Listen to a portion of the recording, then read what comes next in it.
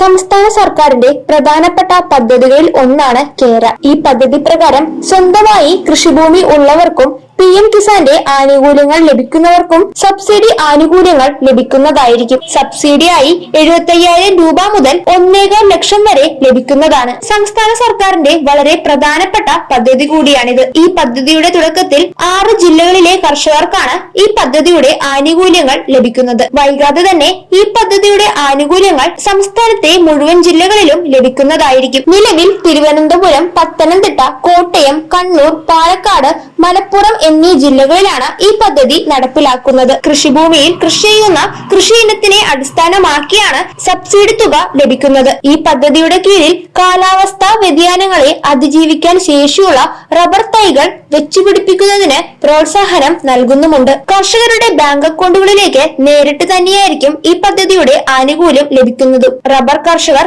കാപ്പി കർഷകർ, കുരുമുളക് കർഷകർ എന്നീ കർഷകർക്ക് ഈ പദ്ധതിയുടെ ആനുകൂല്യങ്ങൾ ലഭിക്കുന്നതുമായിരിക്കും. റബ്ബർ കർഷകർക്ക് ഹെക്ടർ ഒന്നിന് 75,000 രൂപയാണ് സബ്സിഡിയായി ലഭിക്കുക. കാപ്പി കൃഷി ചെയ്യുന്ന കർഷകർക്ക് ഹെക്ടറിന് 1 ലക്ഷം രൂപ സബ്സിഡി ലഭിക്കുന്നതുമാണ്. ഏലം കൃഷി ആണെങ്കിൽ 1.25 ലക്ഷം രൂപ വരെയായിരിക്കും ലഭിക്കുക. ഈ പദ്ധതിയെ കുറിച്ചുള്ള കൂടുതൽ വിശദാംശങ്ങൾ ഇനിയും കൃത്യമായി അറിയാൻ കൂടിയുണ്ട്. ഈ പദ്ധതിയുടെ ആനുകൂല്യങ്ങൾ ലഭിക്കണമെങ്കിൽ കർഷക ID ഉൾപ്പെടെയുള്ള കാര്യങ്ങൾ ആവശ്യമായി വരാൻ സാധ്യതയുണ്ട്. ഈ പദ്ധതിയുടെ പ്രധാന ലക്ഷ്യം റബ്ബർ കൃഷി വ്യാപിപ്പിക്കുക, കാലാവസ്ഥാ വ്യതിയാനങ്ങളെ ചെറുക്കാൻ ശേഷിയുള്ള തൈകൾ നടാൻ പ്രോത്സാഹിപ്പിക്കുക എന്നിവ ഒക്കെയാണ്. കൃഷിഭൂമിയുള്ള എല്ലാ കർഷകരും കർഷക ID എടുക്കേണ്ടത് അത്യാവശ്യമായിട്ടുള്ള ഒന്ന് തന്നെയാണ്. കർഷക രജിസ്ട്രിയിൽ രജിസ്റ്റർ ചെയ്യാൻ നേരത്തെ കൃഷിഭവൻ മുഖാന്തരമായിരുന്നു സാധിച്ചിരുന്നത്. എന്നാൽ ഇപ്പോൾ അക്ഷയ കേന്ദ്രങ്ങളും കോമൺ സർവീസ് സെന്റർ വഴിയും ചെയ്യാൻ സാധിക്കുന്നതാണ്. ഇതുപോലെയുള്ള കർഷക ആനുകൂല്യങ്ങൾ ലഭിക്കുന്നതിന് കർഷക